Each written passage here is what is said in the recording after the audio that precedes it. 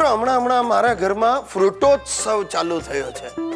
તમે બધાએ કદાચ આ નામ પહેલી વાર સાંભળ્યું હશે, પણ મેં પહેલી વાર અનુભવ્યું. આ થયું એવું કે થોડા દિવસ પહેલા મારા દાદાજી કોઈ બાબા આરામદેવની શિબિરમાં ગયા હતા. ત્યાં એ બાબાએ પ્રવચનના અંતે કહ્યું એ એમણે યાદ રાખી લીધું. પ્રવચનની શરૂઆતનો ભાગ હતો ત્યારે દાદાજી ઝોકું ખાઈ ગયા હતા.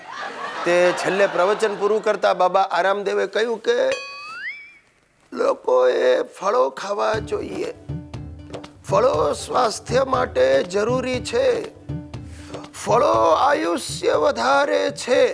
બસ દાદાજી આ પકડી રાખ્યું. તે શિબિરમાંથી પાછા આવતી વખતે 20 કિલો ફળ ખરીદીને આવ્યા.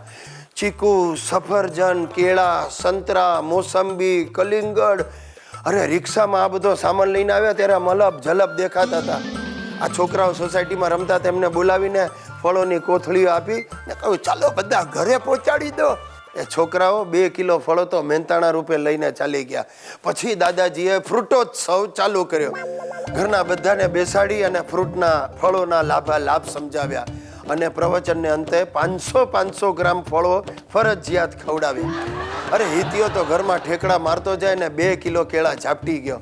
અને સુસલી મંદિરની બહાર બેઠેલી ગાયની જેમ સંતરા અને મોસંબી પર મારો ચલાવ્યો.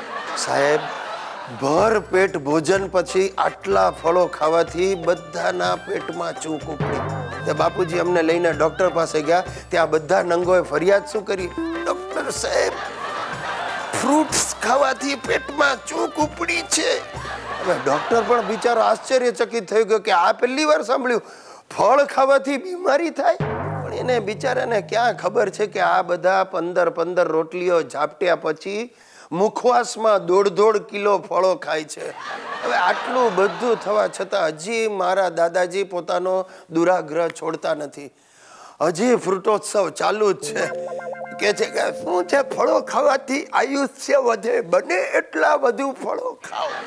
પણ એમને કોણ સમજાવે કે આમ આકરાતિયાની જેમ ફળો ખાવાથી આયુષ્ય ઘટી જશે અને યમરાજ પાડા ઉપર બેસાડીને આ પાડાઓને લઈ જશે. હવે તો ભગવાન આવીને ભગવાન નહીં, બાબા આરામદેવ આવીને મારા દાદાને સમજાવે તો જ અમારા ઘરનો ફ્રૂટોત્સવ બંધ થાય. મારી વાઈફ કુકિંગ શોમાં આવવું છે ને, મને કે આજકાલ રોજ બપોરે હું કુકિંગ શો જોઉં છું. એ બધા કરતાં મારામાં વધારે આવડત છે. એટલે રોજ બેઠી ફોન ફેરવે મારા ઘરે આવો.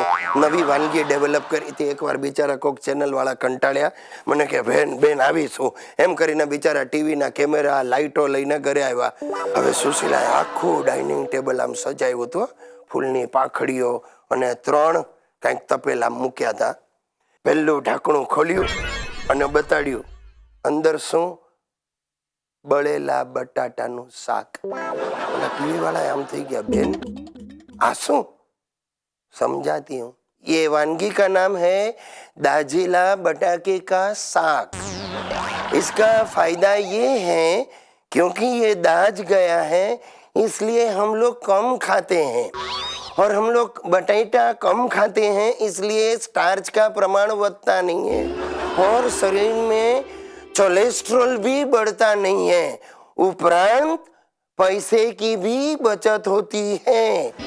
વાળાનું મોડું જરાક પડી ગયું. ત્યાર પછી એણે બીજું ઢાંકણું ખોલ્યું. એમાં રોટલી હતી. અભી ये है रोटली. इसका आकार मैंने अपने गुजरात राज्य के जैसा बनाया है.